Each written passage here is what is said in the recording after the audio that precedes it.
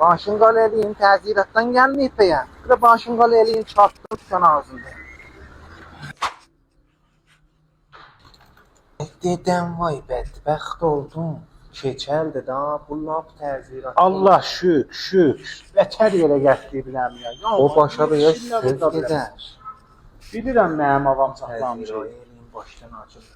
Sən də çay gətirəsən. Təbriz Qurban selam çiğər, selam oğul. Hoş gelmiş ey bizim tükana. Allah can görək yuxu görürəm. Bizim işimiz düzdür, bizim qiymətlərimiz baver nəkərdənidir. Unumuz behtərin un işlədərik nanı məzrədə. Ağzı işidin elə.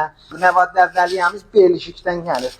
Bu çörəkdən fəqət Fəransədə zad olar. Sən burada tapanmayı. Biz Zəncanda əvvəlin var biz gəldik. Bilirəm siz çox yaxşı adamsınız. 50 min də mənə pul ver. Mən bunları... Ya bu ağzı işi...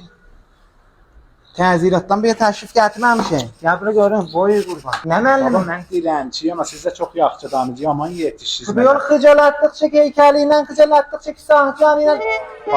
Vallahi ya, mənim bədənimin yarısı gəlmir. Mən nağısam, 50 min də istəmirəm. Mən bunlara aparırım. Allah can şükür, düyündə ac qalmaz. Ver mənə. Köpək ol, ged Allahdan al. Bas eşik.